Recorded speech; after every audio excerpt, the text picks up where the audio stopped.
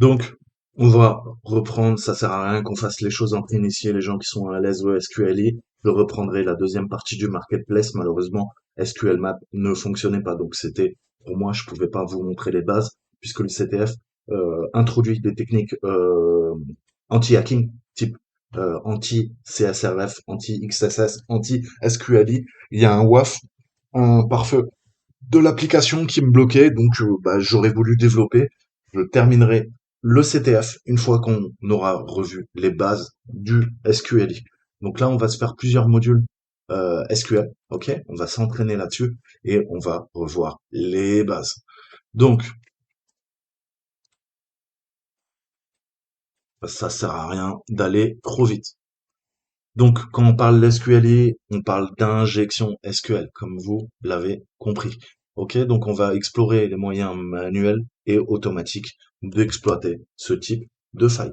Donc, si on regarde au niveau des vulnérabilités, je sais pas quelle année c'est, mais on voit bien que les failles les plus critiques, c'est les XSS, ok, les SQLi et au niveau des librairies JavaScript, ok.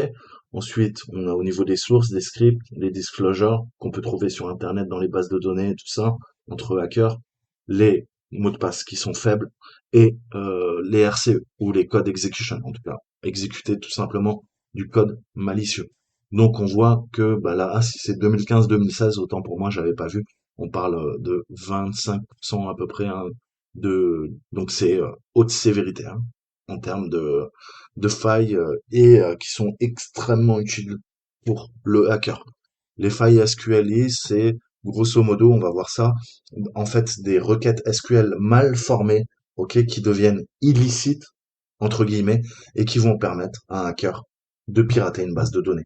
Pire, non seulement la pirater, c'est-à-dire avoir un accès sur la base de données non autorisée, mais il va pouvoir récupérer et modifier les données qui sont présentes dans la base de données. Donc là, on voit bien toute la puissance de ces attaques.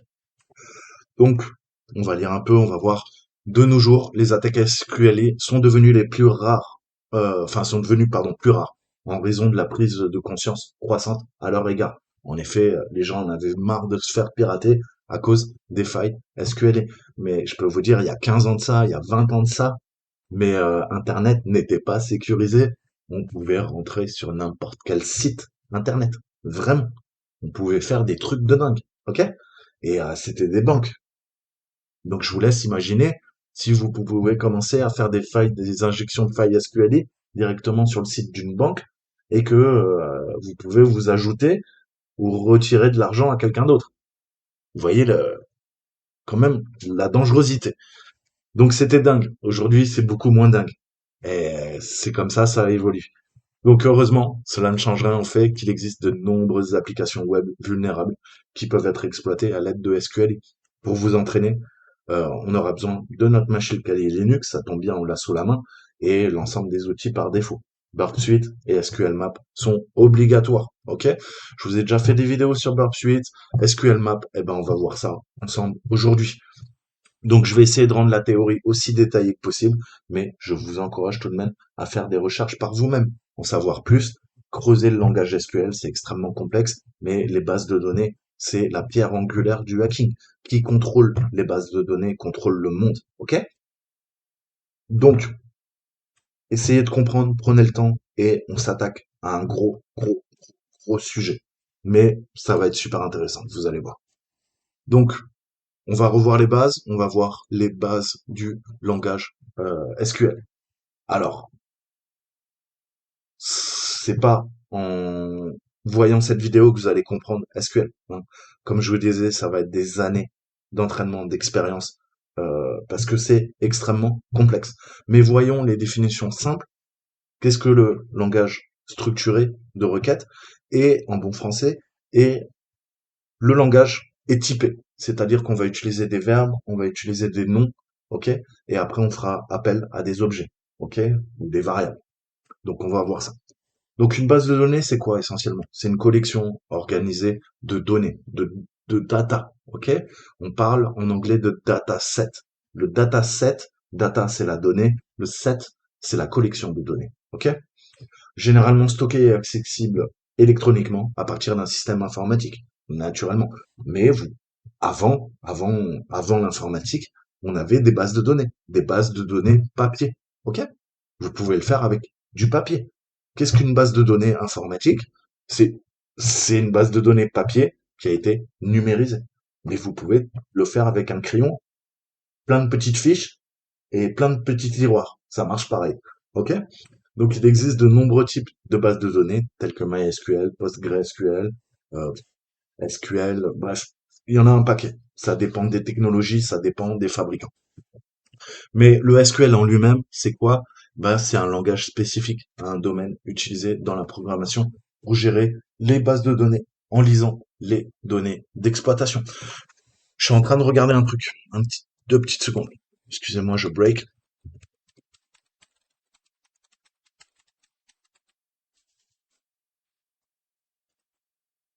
Je suis désolé, je break. Je passe du coq à l'âne, mais je crois que je vous ai fait des cours aussi. Je crois que je vous ai fait des cours sur SQL. Donc, aïe, parce que je poste tellement de vidéos. Euh, Dictionnaire, Game Zone. Donc celui-là, il y a SQL Map, full tutoriel SQL Map pour exploiter les bases de données. Je vous ai fait une vidéo, allez la voir si vous voulez voir en détail SQL Map, ok? Euh, ouais, non, j'en ai pas fait beaucoup en fait. Je pensais avoir développé plus. Ok, bon bah écoute, il est jamais trop tard. Il est jamais trop tard, autant pour moi. Donc, revenons à nos moutons. Donc, le SQL, c'est le Structure Query Language. Ok, c'est le langage spécifique à un domaine utilisé dans la programmation pour gérer les bases de données en lisant les données d'exploitation. Ok, donc afin de comprendre les injections SQL, nous devons comprendre quelques bases du langage SQL en ce qui concerne SQLi. Putain, faut qu'il y ait des cigales maintenant. En ce qui concerne SQLi, nous nous concentrons principalement sur l'obtention d'informations à partir de la base de données. Cette salle vous donnera une base pour cela. Putain d'insecte. Alors, dans SQL, afin de choisir les données, on utilise select, ok, ou et from, ok, enfin, de from where, select from where, on va dire, ok. Comme vous l'avez peut-être deviné, select permet de sélectionner en fait un objet dans la base de données. From, hein, et de choisir une donnée spécifique en utilisant where, où, ok. Donc c'est assez simple pour faire une requête simple. Honnêtement, en 30 secondes, vous avez pigé, ok. Qu'est-ce que je lui fais là? Je lui dis select. Tu vas me sélectionner quoi? Tout, ok. Wildcard from à partir de color, ok. Donc tu vas me chercher tous les objets qui sont présents dans couleur, ok.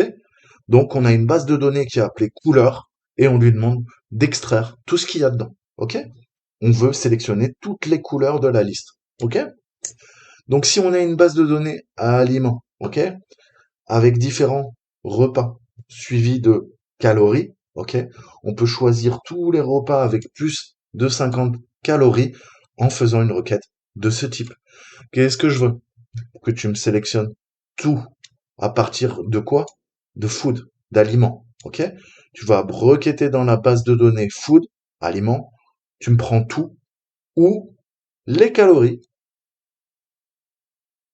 sont supérieures à 50. Ok? Donc, on voit bien comment on fera ça après. Je vous le ferai le SQL. On voit bien que avec une requête simple, voilà, on peut déjà jouer sur plein de petits paramètres.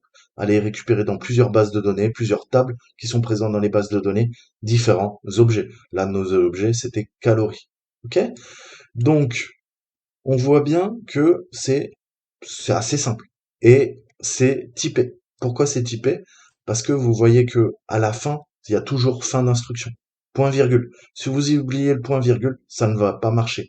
Et pourquoi c'est typé? Parce que vous voyez bien que eh ben, le select, généralement, c'est une convention. Dans certains langages SQL, si vous le mettez en minuscule, ça sera pas sensible à la casse, ça fonctionnera. Mais dans d'autres langages, c'est pour ça qu'il faut prendre l'habitude.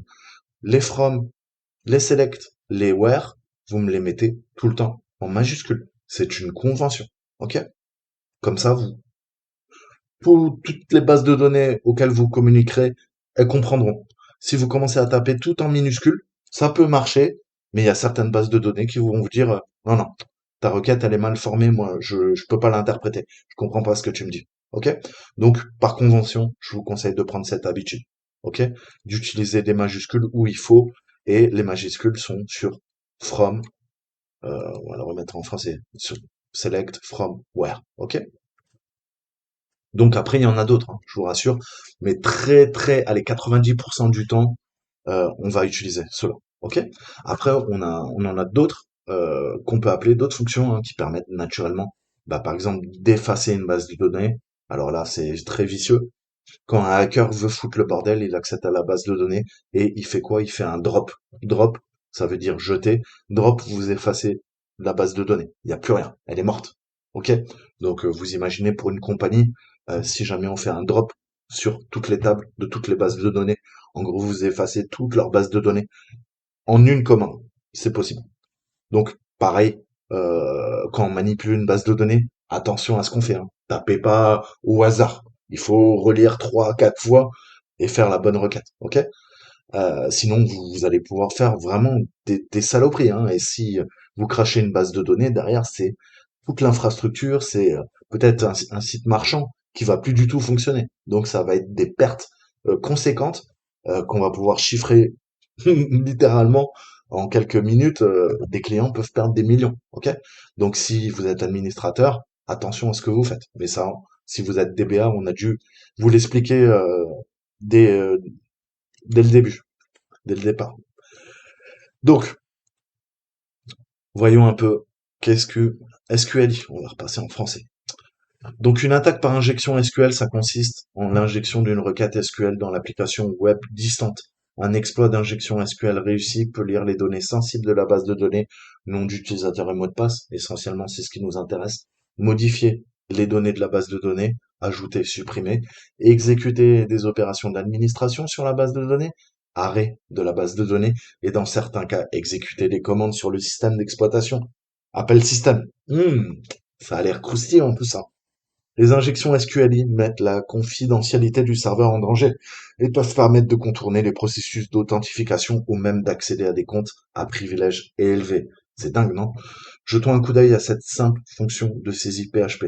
On a notre snippet PHP. J'ouvre, je ferme. Qu'est-ce que j'ai dedans? J'ai deux variables. Je déclare deux variables. Première variable, username. Deuxième variable, result. Qu'est-ce que je fais? Je fais un get pour récupérer la valeur de username. Et ensuite, résultat. Je veux le résultat. Je fais une requête MySQL query. OK? Donc, requête MySQL. Et là-dedans, qu'est-ce que je veux? Eh ben, je lui mets ma requête en soi. Et là, je sélectionne tout à partir de la base de données user où le nom d'utilisateur est égal à quoi? À la valeur de ma variable. Et bah, si moi je suis Toto, la variable va être définie sur Toto, il va récupérer la valeur Toto. Si je suis Tata, ça sera Tata. Si je suis Titi, ça sera Titi. Vous l'avez compris. Donc si on regarde le username, la variable, donc dès qu'il y a un dollar, c'est une variable, comme vous le savez. En fonctionnement normal, eh ben, on pourrait s'attendre à ce que le paramètre username soit un vrai nom d'utilisateur. La fonction prend un nom d'utilisateur et choisit les données qui s'en rapportent à la base de données utilisateur. Ok? Bien sûr, on prend le username. On va pas définir en dur, coder en dur, Toto, ok? Parce que ça marchera pour Toto si vous accédez à la base de données. Mais si c'est Tata et que c'est codé en dur, eh ben là, il va dire non, non. Moi, j'attends Toto, toi, t'es Tata, ok?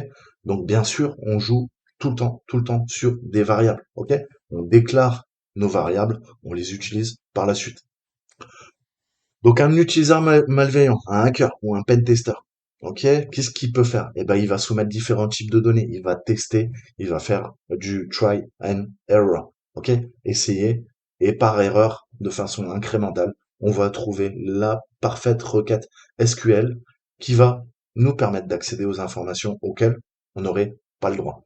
Donc le premier truc qu'on peut faire pour faire planter, c'est un simple code, ok? C'est guillemets simple. Ça, la base de données n'aime pas du tout. OK? Et si l'application plante, eh ben, ça veut dire que la requête SQL résultante est incorrecte. Et si elle est incorrecte, eh ben, ça veut dire qu'elle produit une erreur. Et si elle produit une erreur, ça veut dire qu'on peut injecter une faille SQL dans l'application, ok, dans la base de données, tout simplement. Donc là, qu'est-ce que je fais? Eh ben, je reprends select from user where username, sauf que lui, il attendait quoi après là?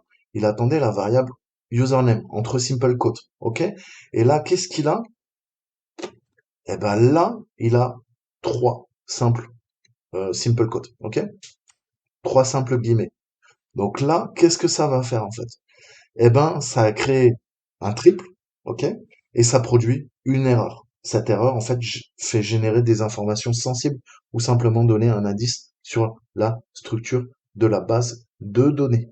Donc ça, on pousse la base de données à créer une erreur. En créant cette erreur, comme je vous disais, on sait qu'elle est sensible à une faille SQLI. Première étape.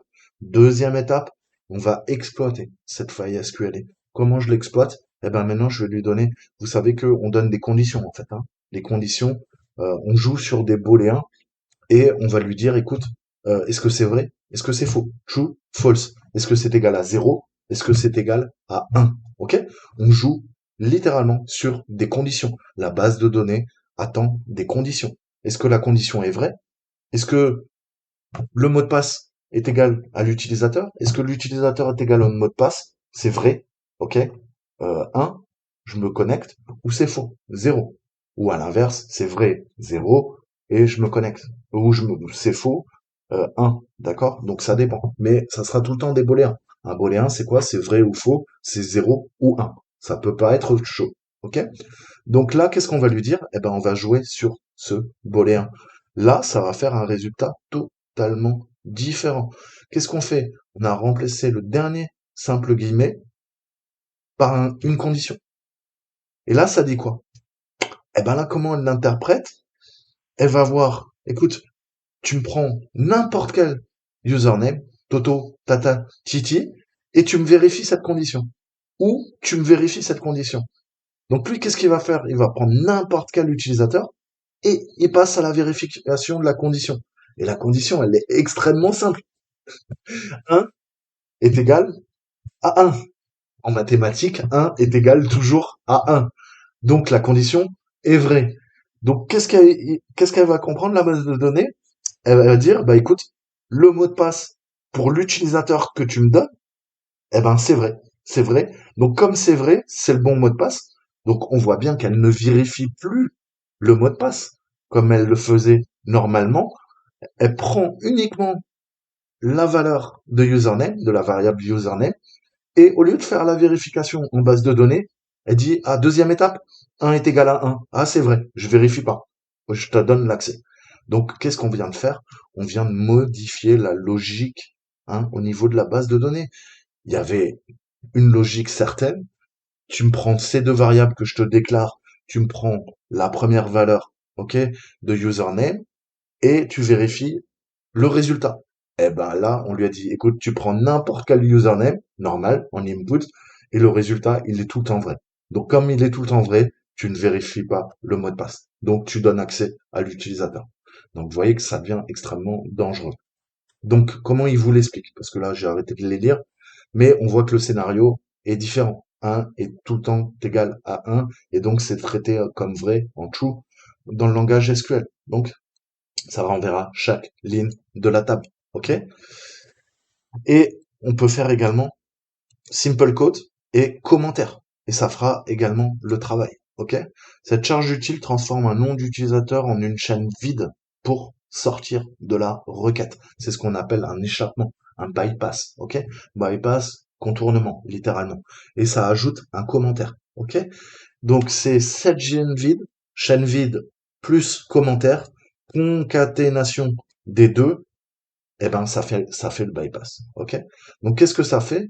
Eh ben ça va masquer le deuxième apostrophe pour que la base de données renvoie les données. OK? Donc en gros, on est en train d'échapper les caractères qui vont être interprétés par la base de données et on va pouvoir parvenir à nos fins. OK? Donc ça, j'espère que c'est clair. vous inquiétez pas, de toute façon, on va bosser dessus. Donc on va voir déjà comment détecter, hein. Je vous ai dit, première étape, on va détecter la faille. Donc, comme nous l'avons vu dans l'unité précédente, l'injection SQL s'effectuera en saisissant une entrée malveillante pour détourner une requête SQL. L'exemple le plus courant est l'abus d'un paramètre PHP GET, par exemple username ou ID, dans l'URL, hein, puisque c'est en URL encoded d'une page web vulnérable. Ceux-ci sont généralement situés dans les champs de recherche et les pages de connexion. Donc, en tant que testeur d'intrusion, vous devez absolument les noter et travailler dessus naturellement. Ainsi, maintenant, après avoir obtenu tous les paramètres PHP-GET et les pages de connexion, vous pouvez réellement procéder à la détection SQLI. De la même manière que dans l'unité précédente, nous voulons provoquer une certaine erreur affichant au moins un petit message d'erreur qui peut quand même divulguer certaines informations, comme le type de base de données. OK? Donc on va essayer ça. On va aller là-dessus et on va voir un peu comment on peut exploiter tout ça. Donc, un simple exemple.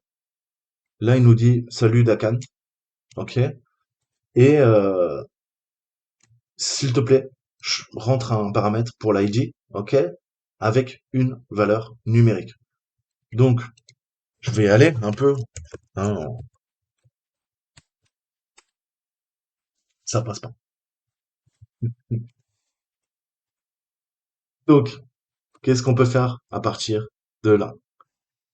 En effet, il nous demande de saisir l'ID en tant que paramètre avec une valeur numérique, exactement le paramètre PHP-GET que nous recherchons. Donc, qu'est-ce qu'on a? On va ajouter. On va ajouter, vous savez qu'on se retrouve très souvent sur l'index PHP. Même si là, il s'affiche pas, je peux tout à fait y aller. Qu'est-ce que ça va faire? Rien. Ça recharge exactement la même chose, ok? Mais il faut le chemin absolu, ok? On parle pas en chemin relatif, on parle toujours en chemin absolu. Donc là, je suis sur l'index PHP. Qu'est-ce que je vais venir rajouter? Eh ben, qu'est-ce qu'il nous demande? De définir une valeur numérique. Donc on va mettre ID est égal à 1, ok? On peut mettre à 2, on peut mettre à 3.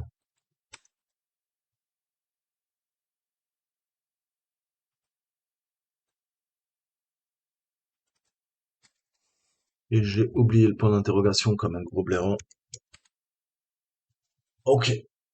Donc là, il nous dit dum dum abruti abruti. Ok?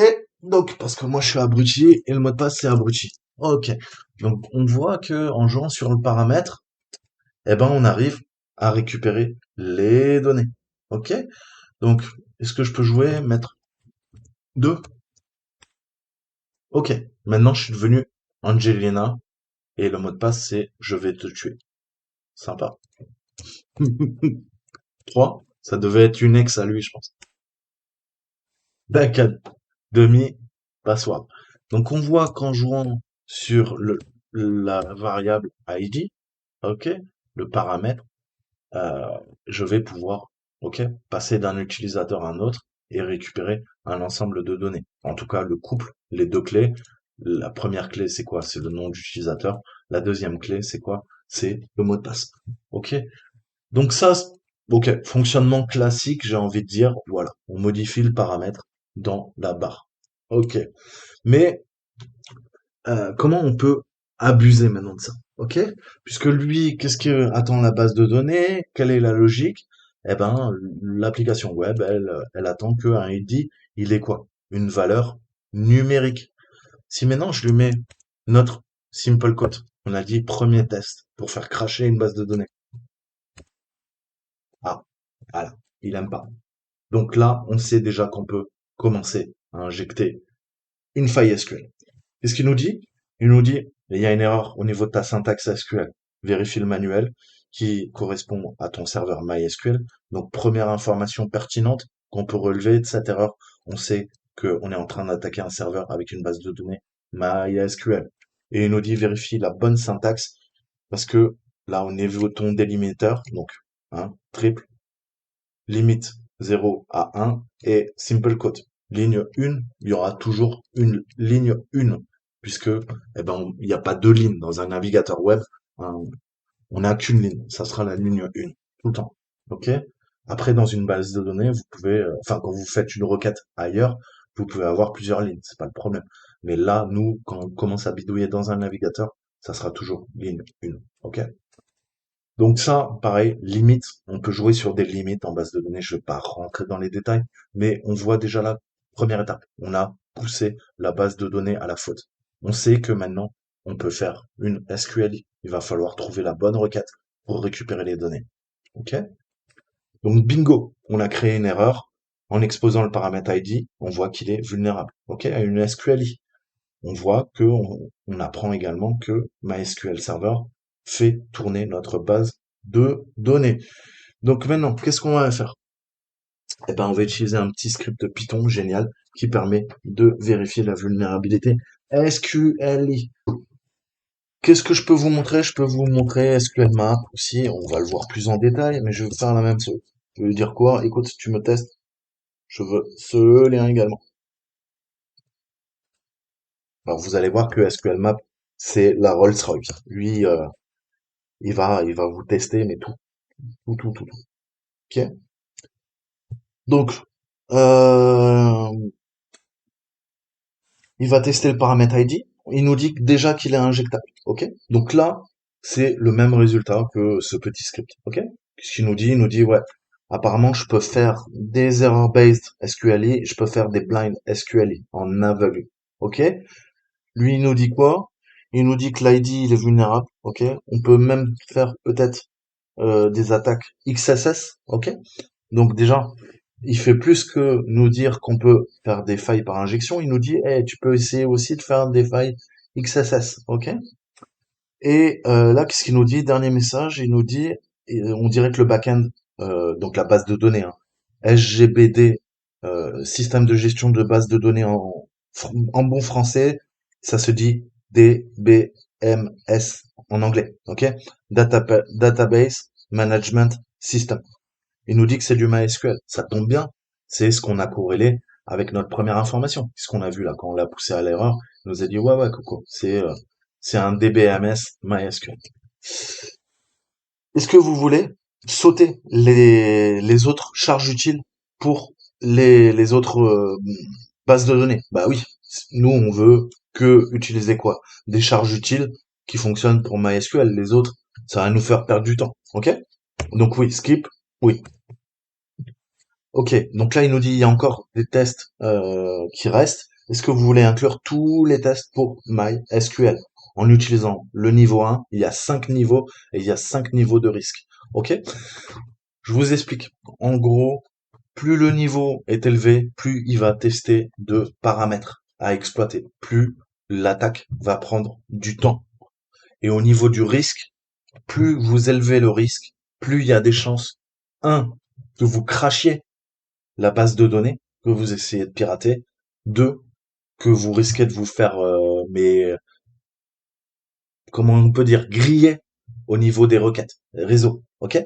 Parce qu'on va aller requêter sur la base de données à distance.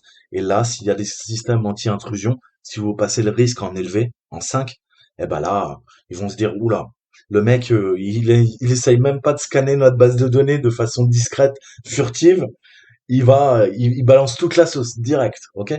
Donc un, vous allez vous faire griller. Deux, il y a des chances que vous détruisez la base de données, elle sera plantée.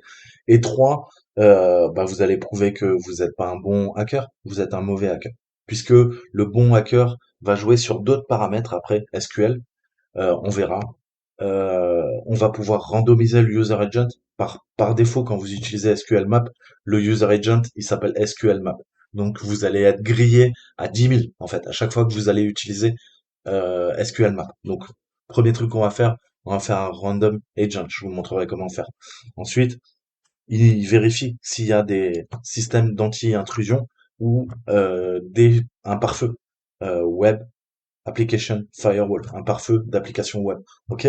Pour pouvoir contourner ça, on va pouvoir jouer sur d'autres paramètres au niveau des délais de requête ou modifier le user agent ou utiliser des systèmes anti forensiques, ok? Ou anti pare-feu pour les contourner.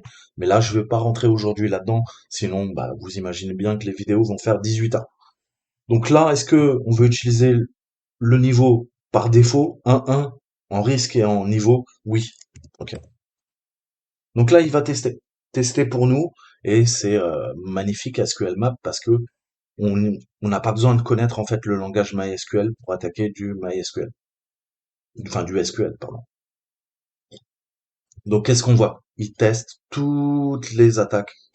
Ok? Petit à petit. Les Boolean based, les blind based, les generic incline, tout ça, c'est des techniques de requête. Les requêtes structurées, stacked, concaténées. Ok? Il va introduire sleep qui permet de dire à la base de données, hey, tu restes figé pendant un certain temps. Et en jouant là-dessus, ou en surchargeant via des commentaires et VQRE, on va pousser à la faute la base de données. Et là, après avoir tout testé, ce qu'il nous dit? Il nous dit, ah, on voit que le paramètre ID, il est bien injectable, ok? Colonne de 1 à 10. Donc il est vulnérable. Est-ce que tu veux tester les autres? Là, moi, je lui dis non. Je veux uniquement que tu te focalises sur ID, vu qu'on a vu que c'est notre exercice, c'est le paramètre ID qui est faillible. Donc, est-ce que tu veux garder les autres tests? Non. Ok. Et là, qu'est-ce qu'on voit? Eh ben, on voit tout simplement qu'il récupère déjà les informations hein, au niveau du serveur, ok? Et il nous a output des données, ok? Et là, il nous dit, bah écoute, il n'y a pas de souci. Apparemment, ça a l'air vulnérable. Et moi, je te conseille ces trois requêtes. Avec ces trois requêtes, tu vas pouvoir pirater la base de données si tu veux. Il y a le paramètre ID qui est sensible à une attaque en aveugle basée sur les booléens, ok? Le fameux OR not, OR où 1 est égal à 1, sur les erreurs, ok? Là, il nous dit, bah écoute, tiens, je te donne même la requête qui va faire planter le serveur, ok? Ça, c'est notre payload. Et il y a une time-based, si tu veux la tester également. Et il y a une union query, ok? Jointure au niveau de l'union. Requête au niveau de la jointure, l'union, en anglais. Donc ça, vous voyez qu'il nous fait gagner un temps fou. Après, soit on automatise tout, on lui demande de pirater les tables, les bases de données, on peut le faire, je vous montrerai plus tard comment faire, soit il fait une reco, comme là on vient de lui demander, et après c'est à nous de tester, ok? Mais il a fait le tri, il a testé 132 requêtes déjà sur le serveur, et il nous a dit, tiens, là, les quatre, il y a de fortes chances qu'elles fonctionnent. Donc, outil en ligne, alimenté par SQL Map, hein, celui qu'on a utilisé. Vous pouvez également, si vous l'avez pas sur votre ordinateur, l'utiliser en ligne, ok? Mais bon, honnêtement, nous, on a notre calier, on va utiliser SQL Map ou ce petit script pour avoir déjà un petit aperçu, on va dire. Mais honnêtement, ou les tester à la main, voilà quoi, ok? Euh, donc, voyons un peu les erreurs based, ok? Donc, qu'est-ce que les injections de failles basées sur les erreurs en fait? C'est une technique d'injection SQL, tout simplement, qui s'appuie sur des messages d'erreur utilisés pour récupérer des informations sensibles. Dans certains cas, une injection SQL basée sur des erreurs suffit à elle seule à un attaquant pour énumérer une base de données entière. Bon, ainsi comme le montre la définition, nous voulons créer une erreur SQL, comme on l'a vu, affichant du contenu sensible. Comme vous l'avez peut-être vu dans l'unité 4, nous avons pu obtenir le type de base de données en créant une erreur. Maintenant, nous devons aller au-delà hein, et obtenir quelque chose de plus intéressant. Bien sûr, pour vous faciliter la vie à ce stade, vous, euh, vous allez attaquer en fait le lien vulnérable SQL avec une liste de mots, une word list, et vous obtiendrez très probablement le résultat souhaité. Mais pour les besoins de la salle, nous allons voir comment développer manuellement la charge utile en utilisant la compréhension du langage SQL. J'ai lié des charges utiles et des blogs. Ouais, j'ai lié. Je vous ai mis en lien, pardon, des listes, des word lists et des blogs, ok? Pour que vous puissiez vous entraîner à la technique de fuzzing, ok? Le fuzzing, ça a plusieurs sens en hacking, mais quand on fuzz, ok, c'est qu'on va répéter une attaque, ok, jusqu'à trouver la bonne solution, ok? On teste séquentiellement des charges utiles jusqu'à qu'il y ait la bonne. Ok? On cherche pas à trouver la requête qui va fonctionner tout de suite. Ok? On teste plein, on sature, ok, au niveau de nos attaques. Ça, c'est la technique de fuzzing, ok? C'est une attaque par saturation, ok? On va tester toutes les possibilités. C'est une sorte de brute force au niveau de la logique, en fait, hein. Donc, on va revenir sur notre lab et on va, allez, rentrer un, hein. Rentrer un, on va revenir Duncan. Revenons.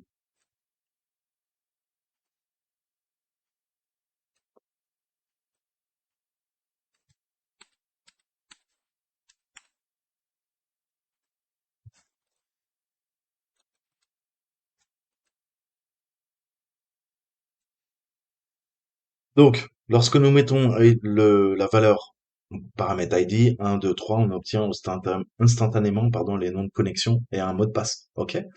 Donc, il faut penser en termes de langage SQL.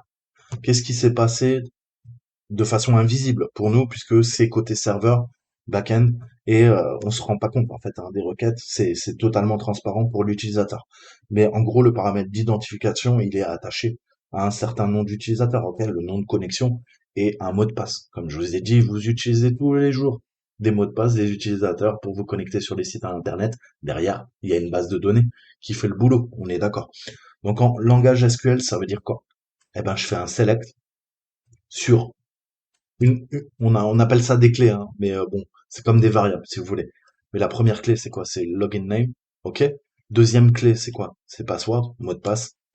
Et tu me prends donc login name et password de la table, qui s'appelle table, ok?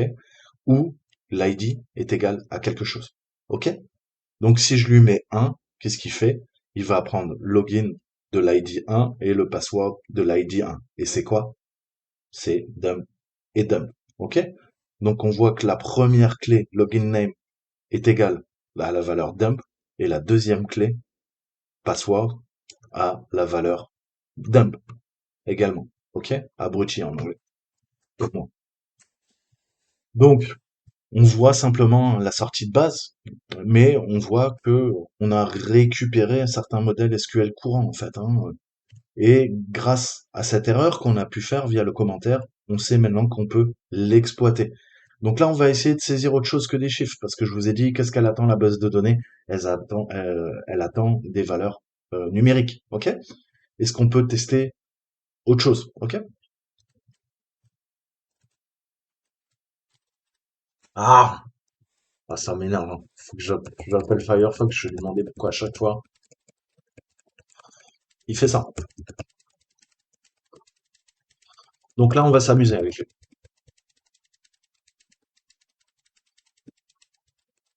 Essaye de faire un overflow. Ouais, ça, il aime pas.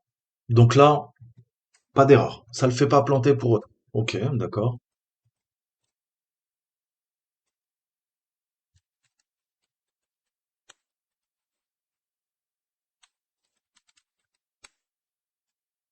Pareil, ça fera pas d'erreur. Donc là, elle est à peu près bien configurée, puisque même si on lui met une valeur qui est pas attendue, là c'est pas une valeur, c'était une valeur, comment dire, de chaîne de caractères et pas une valeur numérique. Là, elle balance pas d'erreur. Par contre, vous avez vu qu'on peut tout simplement commenter, comme on l'a vu. Là, elle balance une erreur. Ok? Donc on continue notre attaque. Donc quand on fait ça, hein, ça nous balance ce message, le principe de limite, ok? Donc on voit que l'application web produit une erreur en raison de 4 guillemets simples autour du 1. 1, 2, 3, 4, ok? 1, 2, 3, 4, ok? On peut comprendre cette erreur comme un guillemet simple supplémentaire qui ne peut pas être reconnu par le système, ok? Donc en gros, qu'est-ce qui se passe? Lorsque l'application prend l'ID, elle le met entre deux guillemets simples comme ceci, ok? Mais lorsque nous saisissons un et simple quote, qu'est-ce qui se passe? Bah, voilà. Voilà ce que ça fait. Donc, on appelle ça un bypass ou une clôture. On clôture, en fait, en quelque sorte, le premier apostrophe tout en créant le troisième. OK? Vous savez, le principe, c'est comme des parenthèses, hein, en programmation. Si j'en ajoute un là, et pas un là, et ben dans ce cas-là, ça efface le premier. On est d'accord. Ça va prendre que cela. OK? Donc ça oblige le système à fermer automatiquement le troisième. Donc ça affiche syntaxe tueuse, near error. OK? Ce qui est normal. OK? Il nous dit, il y a un problème de limite là. Donc, voyons un peu une approche un peu différente. On va essayer de mettre anti-slash.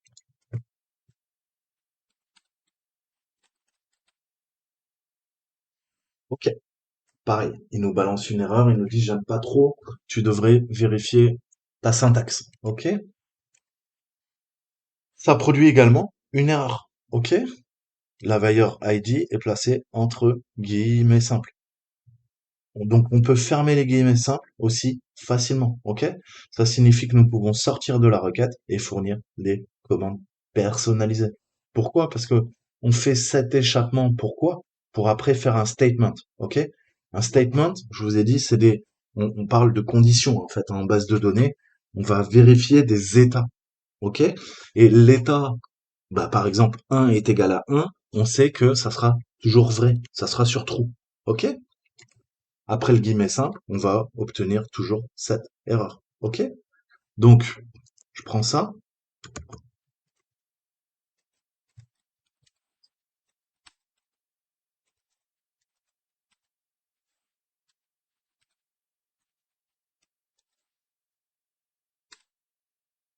OK? Pareil, ça génère une erreur. Donc, pour contourner le problème, on doit corriger la requête en retour. OK?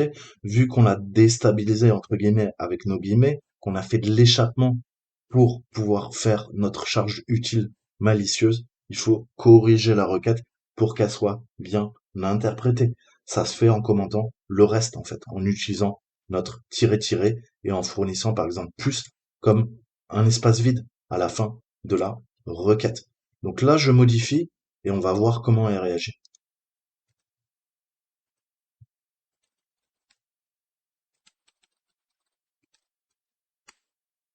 Là, ça passe. Qu'est-ce qu'elle fait? On contourne la vérification du mot de passe et la déclaration 1 est égal à 1, oui, c'est toujours vrai, donc je te donne l'accès. OK? Donc on voit que l'application web nous affiche du contenu, hein, et on a injecté du code SQL personnalisé qui ne devrait pas être disponible pour nous. OK? Moi, je suis pas Duncan ou Dum, peu importe. OK? Donc qu'est-ce qu'on peut faire? Eh ben, on voit que on peut faire déjà left side côté gauche, OK? On peut casser la requête SQL. Le SQL code en quoi? Eh ben, on va lui demander de faire un statement, une vérification, OK? Est-ce que 1 est égal à 1? Et ensuite, côté droit, on va équilibrer, régler, corriger la requête, OK? En faisant que bah, le code SQL soit bien interprété par la base de données et qu'elle nous donne les droits auxquels on n'a pas accès. OK? Donc il y a cette symétrie gauche, droite, centre. OK? Une attaque SQLI est toujours formatée sur ce principe. OK? Il faut que ça soit très clair dans vos têtes. Donc pour résumer, dans l'injection SQLI basée sur les erreurs, on doit d'abord trouver un lien ou un formulaire de saisie où nous pouvons créer une erreur. Ensuite, en saisissant des éléments élémentaires tels que des guillemets simples ou doubles, des barres obliques ou des barres inverses, nous devons comprendre le modèle commun et comprendre la structure de la base de données de requête SQL. Après cela, abusez simplement de vos connaissances acquises pour exploiter l'application et obtenir ce que vous voulez. Donc là, je connais pas ce repo, voilà, bah vous avez tout là. Donc là, vous en avez encore plus et vous voyez que, vas-y, hein, vous pouvez vous amuser à les apprendre par cœur, pas de problème. Honnêtement, je pense qu'il y a des gens qui en sont capables. Moi, j'en suis pas capable. Hein. Je suis pas Asperger, je suis pas autiste de haut niveau, mais si vous avez une excellente mémoire, je vous laisse les apprendre par cœur. Ok? Et qu'est-ce qu'on voit naturellement? Ok? Il y en a beaucoup plus que dans notre outil. Hacking Tools, ok? Mais déjà, ça, c'est bien pour commencer. Après, vous voulez plus de détails, vous savez que vous avez ça. Je vais le mettre d'ailleurs, excusez-moi. Hop, on va se créer un nouveau raccourci. Euh,